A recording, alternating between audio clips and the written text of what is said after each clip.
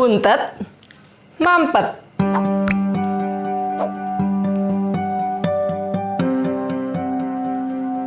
Umat yang dikasihi Tuhan, dalam masa pandemi ini tentu kita diminta untuk berbagi dengan banyak orang yang membutuhkan.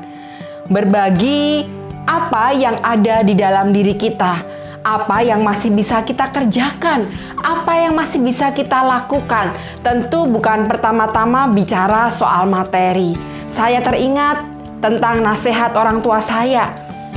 Ketika orang tua saya selalu mengingatkan dan menasihatkan bahwa berkat itu harus dialirkan supaya jangan buntet, supaya jangan mampet, supaya berkat itu tidak hanya berhenti di titik kehidupan kita, tetapi diteruskan, dialirkan kepada banyak orang yang sudah selayaknya dibantu.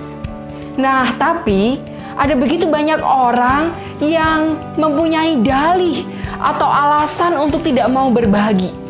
Setidaknya ada dua alasan yang kebanyakan orang ajukan ketika mereka diminta untuk berbagi. Yang pertama, mereka mengatakan bahwa nanti kalau saya berbagi, justru saya yang kekurangan. Kan malah ironis ya. Umat yang dikasihi Tuhan, ketika kita berbagi, maka kita juga diberikan hikmat oleh Tuhan. Berapa banyak yang akan kita bagi? Berapa banyak kesanggupan yang kita bisa lakukan? Jadi, percayalah, ketika hikmat Tuhan, kebijaksanaan yang asalnya daripada Tuhan menaungi kita, maka kita dimampukan untuk berbagi dan juga tidak akan kekurangan. Yang kedua, ada begitu banyak orang yang beralasan begini. Di sekitar saya ada banyak sekali yang harus saya bantu.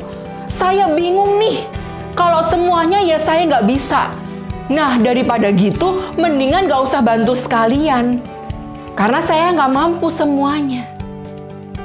Umat yang dikasihi Tuhan, ketika kita berbagi, ketika kita membantu, maka mari belajar untuk realistis. Kita juga tidak pernah bisa untuk membantu semua orang, semua tetangga kita, bahkan semua orang di muka bumi ini, bukan? Tetapi paling tidak ada bagian-bagian di mana kita memprioritaskan, memilah dan memilih mana yang harus kita bantu tepat pada saat ini, mana yang bisa kita bantu minggu depan atau di waktu yang lain. Jadi, kita tidak perlu menjadi orang yang muluk-muluk, membantu banyak orang di sekeliling kita. Berbagilah tanpa harus muluk-muluk.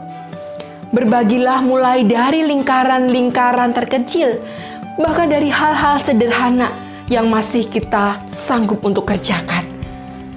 Umat yang dikasihi Tuhan, hari ini ada begitu banyak orang yang membutuhkan pertolongan dan bantuan kita. Hari ini kita diberikan kesempatan untuk hidup berbagi dengan mereka. Oleh karena itu, jangan tunggu-tunggu lagi. Jangan tunda-tunda lagi. Berbagilah selagi bisa, supaya hidup kita tidak mampet, supaya hidup kita tidak buntet, tetapi hidup kita terus-menerus mengalirkan banyak berkat Tuhan bagi orang-orang di sekitar kita. Selamat berbagi, Tuhan Yesus menyanggupkan kita. Amin.